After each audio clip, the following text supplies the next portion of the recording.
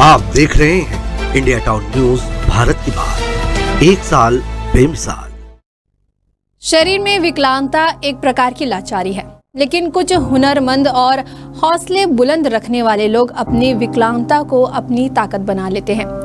बुलंद इरादे के साथ प्रदेश के इकलौते नेत्रहीन विद्यालय मनेंद्रगढ़ के छात्र मन की आंखों से अपने जीवन में उजाला कर रहे हैं। तन की आंखों से तो सब पढ़ाई करते हैं, लेकिन मन की आंखों से पढ़कर ये बच्चे अपना भविष्य गढ़ रहे हैं। वहीं गर्मी में सूरज की तेज तपिश और बारिश में पानी की बौछार इनके राह को मुश्किल बना देती है।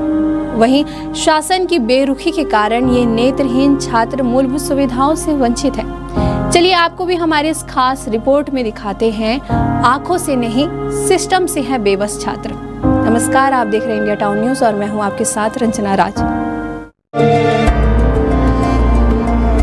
मैं बीए सेकेंड ईयर में। हम लोग यहाँ से तो पैदल ही जाते हैं, स्टिक के सहारे जाते हैं। हमारे दिव्यांग जीवन है और ब्लाइंडों का समस्या है। यहाँ बहुत सारे गाड़ी तो चलती रहती हैं, तो हम लोग किसी प्रकार की समस्या होती है। कलेक्टर महोदय को भी कई बार हमने ज्ञापन सौंपे। हम लोग यही चाहते हैं कि हम लोग के लिए कुछ आने जाने की व्यवस्था हो सके, नहीं तो हम तो ऐसे है ही है, अपने जीवन में संघर्ष कर ही रहे हैं।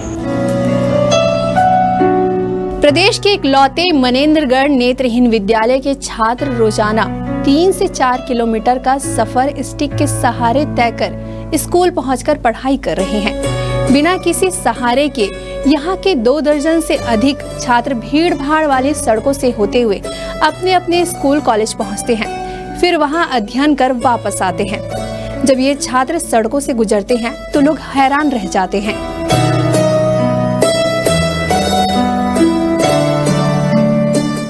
हर दिन आने जाने के दौरान इन छात्रों को काफी कठिनाइयों का सामना करना पड़ता है। सड़कों पर तेज रफ्तार से दौड़ती गाड़ियों के बीच ये छात्र स्कूल कॉलेज पहुंचते हैं। तेज गर्मी की चुभन और बरसात में भीगने का डर सताता है। ऐसे में इन छात्रों की मांग है कि उन्हें बस की सुविधा मिल जाती तो इनके स्कूल कॉलेज पहुंचने का डगर आसान हो जाता।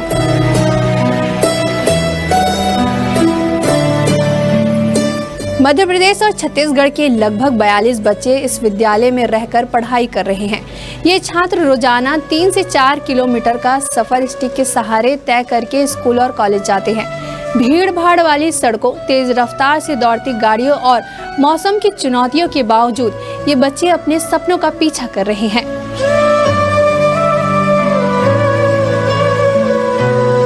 हम लोग यहाँ से तो पैदल ही जाते हैं, स्टिक के सहारे जाते हैं।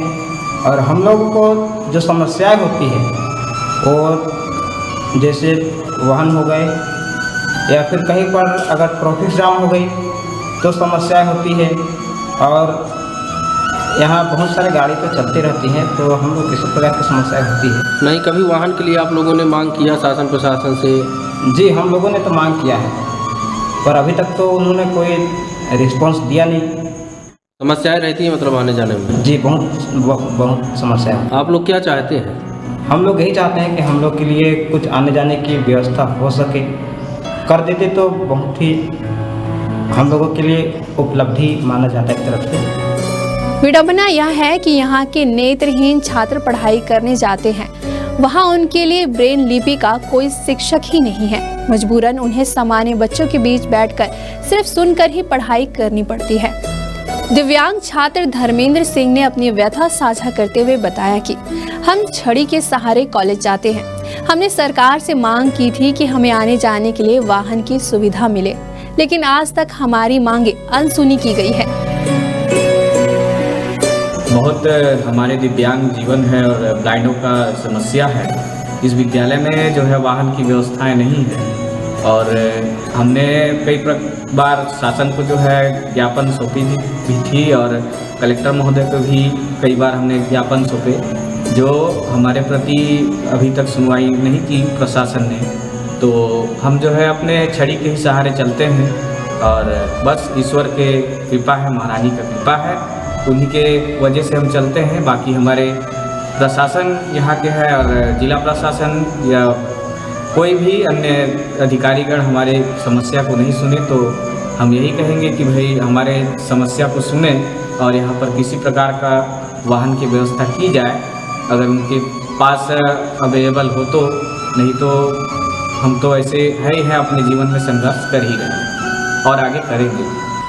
समाज कल्याण विभाग के उप संचालक RK सिन्हा ने समस्या को स्वीकार करते हुए कहा कि हम इन बच्चों के लिए एक वाहन की व्यवस्था करने की कोशिश कर रहे हैं ताकि उनका स्कूल और कॉलेज पहुंचना आसान हो सके। वहाँ पे जो बच्चे हैं उनको दूसरे विद्यालय में जाकर पढ़ना पड़ता है और उसमें आवागमन की समस्या उनके उत्पन्न हो रही है और हम लोगों ने संस्था प्रमुख को कहा है कि आप उनके लिए वाहन की व्यवस्था करें और वाहन की व्यवस्था होने से किसी भी दुर्घटना से बचे रहेंगे रास्ते में आने जाने से। इसके लिए उन्होंने बात को स्वीकार किया है और उन्होंने कहा है कि हम जल्दी ही एक वाहन की व्यवस्था करेंगे जिसमें नियंत्रित जो बच्चे हैं जो दूसरे विद्यालय में जाते हैं पैदल पढ़ने के लिए, उनके लिए सुविधा हो जाएगी। शिक्षा के क्षेत्र में सरकार भले ही सुधार और विकास के दावे कर रही हो, लेकिन जमीनी हकीकत कुछ और ही है।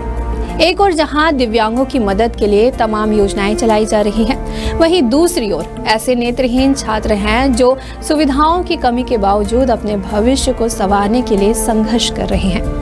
जहां हौसले की उड़ान भरते ये बच्चे हमें जीवन का असली सबक सिखा रहे हैं। अब सवाल यह उठता है कि कब सरकार जागेगी और कब इन नेत्रहीन छात्रों को वह सुविधाएं उपलब्ध कराई जाएगी जिनकी उन्हें सख्त जरूरत है।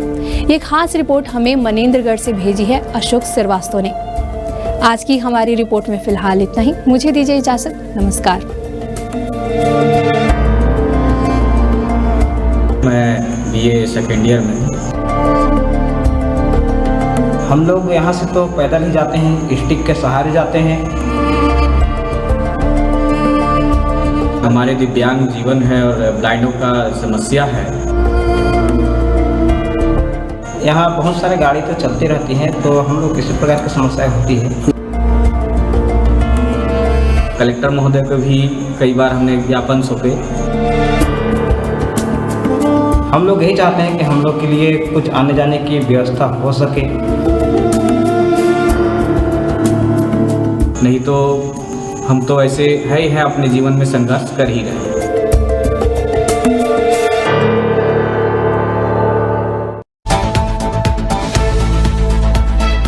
आप देख रहे हैं इंडिया टाउन न्यूज भारत की बात, एक साल बेमिसाल।